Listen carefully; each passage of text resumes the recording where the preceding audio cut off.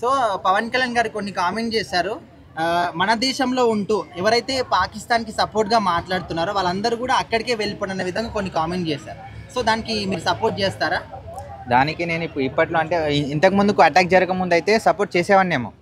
Attack జరిగినాక Pakistan వాళ్ళే చేసామని చెప్పి ఫస్ట్ అన్నారు. దాని తర్వాత ఇప్పుడు హ్యాక్ చేసి మేము చేయలేము, ఇండియా వాళ్ళు హ్యాక్ చేసి అట్లా చేశారని చెప్పి అన్నారు. అది ఎంతవరకు కరెక్టో తెలియదు. బట్ ఇప్పుడు ఏంటంటే పాకిస్తాన్ వాళ్ళు అటు వెళ్ళిపోవడం బెస్ట్ అనుకుంటున్నా. ఎందుకంటే మన వాళ్ళు ఇప్పుడు ఉండి ఇక్కడ ఉండి మన వాళ్ళకి మళ్ళీ అటు లోపల మనకి ఏంటంటే ఇక్కడ టెర్రరిస్ట్ అటాక్స్ అనేవి ఎక్కువ ఉన్నాయి. ఇంకా వాళ్ళ దాంట్లో అసలు నమ్మడానికి లేదు. ఇంతకుముందు కంటే ఏదో నార్మల్గా మనం ఫ్రెండ్లీగా ఉండొచ్చు అనుకునేటోళ్ళం.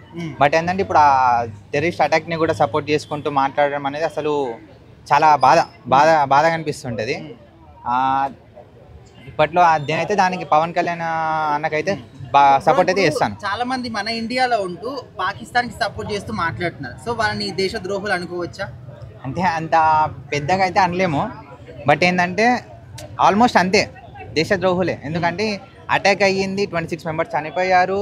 ప్లస్ చాలా పాకిస్తాన్ వాళ్ళు ఏంటంటే చాలా చేశారు, భారత్కి ఇండైరెక్ట్గా చేశారు. ఇండైరెక్ట్గా అనడం కానీ సైన్స్ కానీ మొత్తం చాలా చేశాడు. వీడియోస్ మాత్రం చాలా వచ్చాయి. ఇప్పుడు దానికి మళ్ళీ అది చూశాక అందరూ చూసి మరీ సపోర్ట్ చేయడం అంటే అసలు నిజంగానే దేశద్రోహులని అనొచ్చు. బ్రో, ఇప్పుడు పాకిస్తాన్ వాళ్ళు ఏమంటున్నారంటే మేము చెయ్యలేదు, మేము టెర్రరిజాన్ని సపోర్ట్ చేయట్లేదు, మేము ఐక్యరాజ్య సమితికి వెళ్ళి మేము ఇన్వెస్టిగేషన్ చేయమని అడుగుతామని అంటున్నారు కదా. సో దాన్ని మీరు ఎలా చూస్తారు? ఒకవేళ ఇన్వెస్టిగేషన్ జరిగితే, ఒకవేళ ఇండియాలో ఏమైనా అవకతవకలు జరిగితే ఎలా చూస్తారు ఇండియాని? ఫస్ట్ ఆఫ్ ఆల్ మనకి ఇప్పుడు పాకిస్తాన్ వల్ల అక్కడికి అక్కడ ఐఎన్సీకి వెళ్ళి నార్మల్గా కంప్లైంట్ వేసేసి చెకింగ్ చేయమన్నారు. బట్ ఏంటంటే అందులోనే ఉంటూ పాకిస్తాన్లోనే ఉంటూ చాలామంది క్రికెటర్స్ కానీ ఇంకెవరన్నా కానీ పొలిటీషియన్స్ కానీ వాళ్ళు ఇండియాకి అగెనిస్ట్గానే మాట్లాడారు. నార్మల్గా చాలా నీచంగా మాట్లాడారు చెప్పడానికి కానీ కాకుండా. మన ఇండియన్ వాళ్ళు ఏ దేశాన్నైనా కూడా మిత్రపక్షంగానే చూస్తారు. కానీ ఇప్పుడు మెయిన్గా పాకిస్తాన్ లాంటి దేశాలు మన మిత్రులు అనుకున్న వాళ్ళ శత్రువులుగానే చూస్తారు. సో ఇప్పుడు ప్రజెంట్ మన ఇండియన్ గవర్నమెంట్ తీసుకున్న నిర్ణయం కరెక్టే అంటారా? ప్రజెంట్ అయితే కరెక్టే, ప్రజెంట్ సిచ్యువేషన్లో కరెక్టే. ఎందుకంటే ఇప్పట్లో మనకి వాటర్ ఉంది కదా, వాటర్ అనేది ఆపేశారు. ఇంతకు ముందుకు వాటర్ అనేది షేరింగ్ ఉండే, వాటర్ షేరింగ్. సో దానికి ఇప్పుడు మళ్ళీ వాళ్ళు చేసేదాన్ని బట్టి మనం ఆపడంలో తప్పేం లేదు. కొంతమంది మెడికల్ థింగ్ ద్వారా కూడా వచ్చిన వాళ్ళు ఉన్నారు, మమ్మల్ని పంపించకండి అని చెప్తున్నారు. కొంతమంది పాకిస్తాన్ వాళ్ళు వచ్చారు, నార్మల్గా కొన్ని స్టడీస్ పర్పస్ కానీ విజిటింగ్ పర్పస్ కానీ వచ్చారు. వాళ్ళు ఏంటంటే ఎక్కువ శాతం మనకి ఢిల్లీలో ఉన్నారు.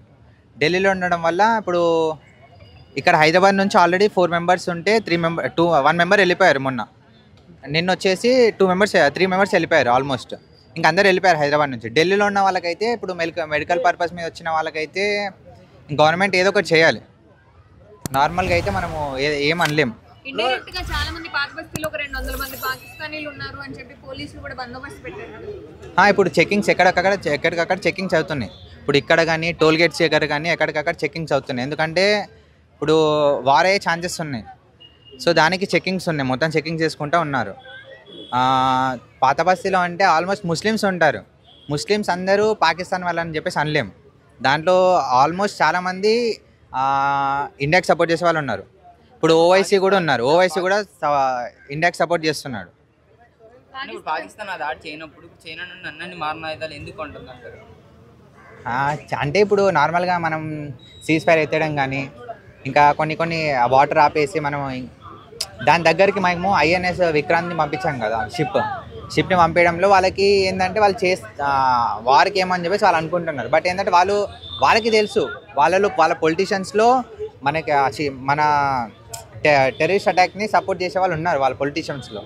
అందుకే వాళ్ళు కూడా ఇంకా చైనా నుంచి ఇంపోర్ట్ చేసుకుంటున్నారు మొత్తం. ఒకవేళ ఇప్పుడు వార్ జరిగితే వాళ్ళకి ఎంత ప్రాణ నష్టం ఉందో మనకు కూడా అంతే నష్టం జరిగే ఉంది కదా. దాన్ని బట్టి మీరు వార్ కావాలనుకుంటారు వద్దనుకుంటారు?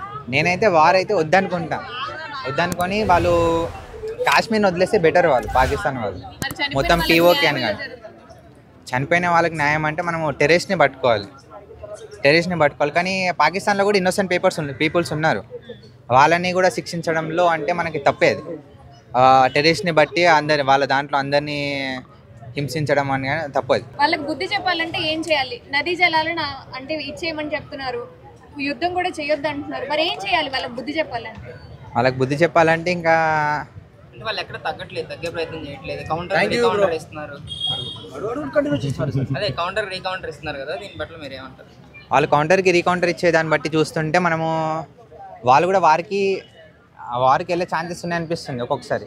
బట్ ఏంటంటే ఇంకొకసారి మా మీద ఇట్లా ఇన్వెస్టిగేషన్ చేయండి, మేము చేయలేము అని చెప్పేసి అన్నప్పుడు ఏదో ఒకటి అనిపిస్తుంది, వాళ్ళు చేయలేరేమో అని అనిపిస్తుంది. బట్ ఏంటంటే వాళ్ళు టెర్రరిస్ట్ని సపోర్ట్ చేస్తున్నారు ఇండైరెక్ట్గా. ఆలోచించే ముందు నష్టం అయితే జరుగుతుంది కదా, నష్టాన్ని ముందు పరిగణనలో తీసుకోవాలి. వారి వల్ల మనకి లాభం ఏం లేదు బ్రో. నార్మల్ అయితే ఇండియాకి లాభం ఉండొచ్చు, ఆ ప్లేస్ని మనము ఆక్రమించవచ్చు. బట్ ఏంటంటే మనకి మన దగ్గర లాస్ అయిపోతుంది కదా, మన సోల్జర్స్ అందరూ వెళ్ళిపోతారు. వాళ్ళు ఒకవేళ అనుభవం వేసినా కూడా మన పని అయిపోతుంది, కానీ వాళ్ళు అయ్యారు. ఇంకా మన సైడ్ లాస్ ఉంది, అక్కడ సైడ్ లాస్ ఉంది. ప్రాఫిట్స్ అంటే ఇంకేం లేవు వార్ వల్ల అసలు.